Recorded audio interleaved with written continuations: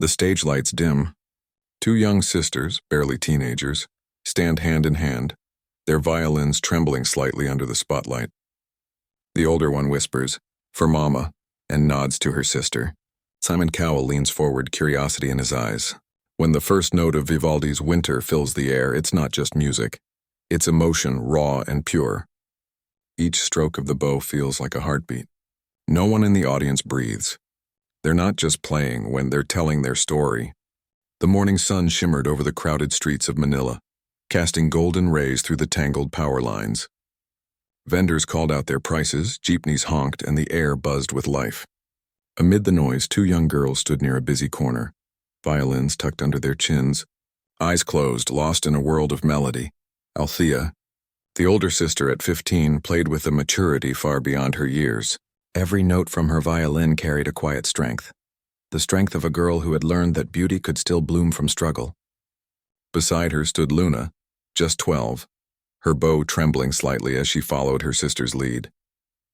The sound that emerged from their violins wasn't polished perfection. It was pure feeling, a fragile harmony that cut through the chaos of the streets. Their mother, Maria, sat nearby on a small wooden stool, surrounded by colorful handmade bracelets and fans she sold to tourists. Her smile was gentle but tired, her hands worn from work. She watched her daughters play, pride and pain blending in her eyes. Music was their way of surviving. Each day's performance was not just a show, it was a plea for a chance, for a miracle, for another day's medicine. When Althea finished a song, she whispered to her sister, "Every note, Luna. Play it like Mama's listening." And Luna nodded, her small lips curving into a shy smile. They never complained, never asked for more than what they had. Because even in hardship, they had each other. People began to stop. A young couple paused to listen, holding hands as the melody softened their steps. A taxi driver leaned out of his window, recording a short video. And somewhere amid that small crowd, hearts began to stir, touched by two young souls whose music spoke louder than words. As the sun dipped low, the sisters played one last piece, their favorite, Vivaldi's Winter. It was ironic, they thought. They had never seen snow. But the music, with its trembling violins and haunting crescendos, made them feel it. That mix of cold and warmth, of fear and faith. Their bows moved in unison, their eyes glistening as if they could already see the future they were playing for. When the final note hung in the air, silence followed, a silence deeper than applause. Then came the sound of clapping, laughter, and coins gently falling into their open violin case. But more than money, they received something priceless that day: hope. A tourist, moved to tears, approached them. "You girls," she said softly, "you play like angels." She filmed their performance, promising to share it with the world. That night, as the sisters walked home holding hands, they didn't know that the next sunrise would bring the unexpected, their video spreading across the internet like wildfire. And soon 2 little girls from the streets of Manila would be invited to stand on one of the grandest stages in the world. The day they received the email felt unreal. "Britain's Got Talent invites you to audition." Althea read it out loud, her voice trembling as Luna gasped, covering her mouth. Their mother, Maria, didn't speak for a moment. She just looked at her daughters, eyes glistening, before pulling them both into a tight embrace. This is your miracle," she whispered. The days that followed were a blur. Borrowed suitcases, endless paperwork, and neighbors chipping in to help. A local music teacher tuned their violins for free, saying, "Go make the Philippines proud." Even the street vendors who once shared corners with them gave what little they could: coins, hugs, and blessings. The entire neighborhood became their family. When their plane finally lifted off from Manila's airport, Luna pressed her forehead to the window, watching the city lights fade into clouds. "Do you think Mama will be okay while we're gone?" she asked quietly. Althea squeezed her hand. "She'll be fine, little one. We'll make her proud. We'll make everyone proud." London was colder than they had imagined. The air smelled of rain and possibilities. The sisters wore borrowed coats, their violins carefully wrapped and held close like treasures. The massive building of Britain's Got Talent loomed before them. Bright lights, banners, people rushing everywhere. For 2 girls who once played on dusty sidewalks, it felt like stepping into another world. Inside, The stage manager led them to a waiting room filled with talented performers, dancers stretching, singers humming, magicians rehearsing. Luna clung to her sister's arm. "What if they don't like us?" she whispered. "They don't have to," Althea replied softly. "We're not here to impress them. We're here to tell our story." Then came the moment, the heavy backstage curtain, the sound of the crowd beyond, and the intimidating row of judges' seats lit by spotlights. Simon Cowell sat at the center, his expression unreadable. His eyes, sharp and curious, studied the two sisters as they stepped onto the stage. "What are your names?" he asked. "I'm Althea, and this is my sister Luna," the elder replied politely, her voice barely above a whisper. "And what will you be performing today?" Althea took a breath. "Vivaldi's Winter.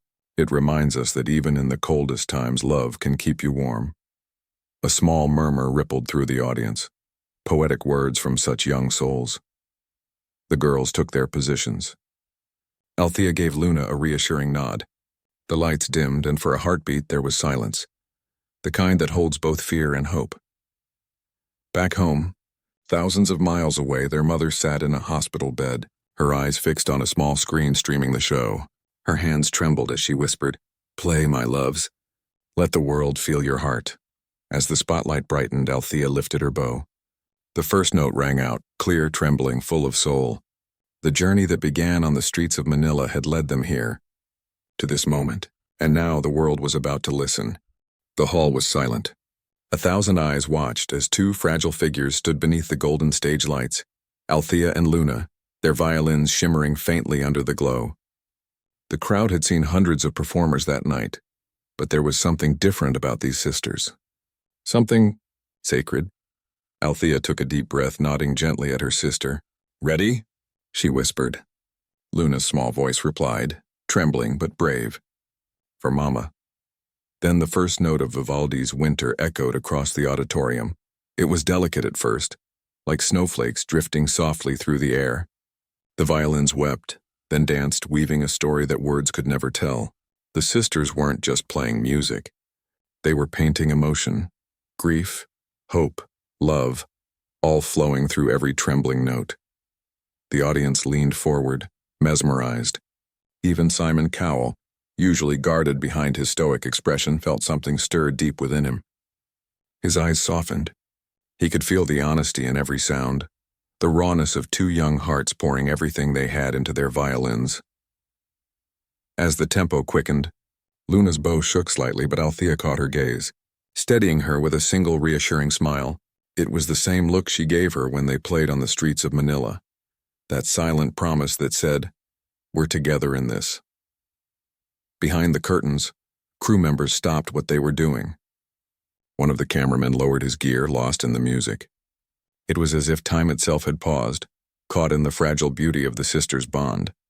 And then came the emotional peak, the storm of winter. Their bows moved with fierce determination, faster, sharper, every stroke bursting with power. You could feel years of sacrifice, nights of hunger, and endless prayers all channeled into that one moment. The hall vibrated with intensity. Althea's eyes glistened, but she didn't let the tears fall. Luna's lips quivered as she hit the final series of notes, high, trembling, and full of light. Then came the last stroke, a long, aching note that faded slowly into silence. For several seconds, no one moved. No applause, no words, just silence. Simon's lips parted slightly as if to speak, but nothing came out. His eyes were wet, his heart full. Amanda Holden dabbed her eyes with a tissue, whispering, "That was divine." And then an explosion. The entire theater erupted in applause, cheers, and tears. The audience stood, clapping wildly, shouting the sisters' names. Gold lights flashed, cameras zoomed in, and yet Althea and Luna simply turned to each other and hugged tightly. Two small figures lost in the biggest moment of their lives. Back home, Maria, their mother, sobbed uncontrollably. Her frail hands pressed against her screen. "My girls," she whispered, "you did it. You made the world listen." For Althea and Luna, that performance wasn't about winning. It was about remembering why they began, because even in life's coldest winter, love had been their only warmth. When the last trembling note of Vivaldi's Winter faded into stillness, the theater seemed to stop breathing. Althea and Luna stood frozen under the stage lights, violins still raised, hearts pounding in their chests. They could hear nothing, no applause, no movement, only the echo of their final note lingering like a heartbeat in the cold air. Luna looked up at her sister, panic flickering for a moment. Had they failed? Had the silence meant they hadn't been good enough? But then she noticed Simon Cowell. He wasn't writing.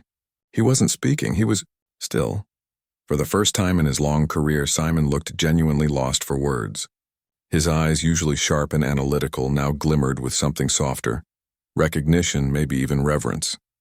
He exhaled slowly, as if trying to steady his own emotions before daring to speak. Finally, the silence broke. Not with words, but with sound. It began as a single clap from somewhere in the back row, then another, and then the entire audience erupted, rising to their feet in a thunderous standing ovation. Luna gasped, tears spilling down her cheeks as she clutched her sister's hand. Althea's lips trembled, a small, disbelieving smile forming. They bowed deeply, the kind of bow born from gratitude, not pride. When the applause finally softened, Simon leaned toward the microphone. His voice was quieter than usual, almost tender. "Girls," he began, pausing as his throat caught. "I've been doing this a very long time, and I don't think I've ever seen something so moving, so honest." He looked directly at them. That it was pure love in music form. Amanda Holden pressed her hands over her heart. "You made us feel every note," she said through tears. "That's not just talent, that's a gift." Alicia Dixon added, "You didn't just play a piece. You told a story, and it touched everyone in this room." The sisters stood speechless. They had dreamed of hearing applause, but not this. Not the kind that comes from the soul. Then Simon glanced down at the glittering golden buzzer. He smiled, a rare, genuine smile that melted the tension in the room. Without another word, he reached forward and pressed it. A burst of gold confetti exploded from above, raining down like snow. The crowd screamed, the lights flashed, and the sisters cried openly as they fell into each other's arms. Luna's small voice broke through the chaos.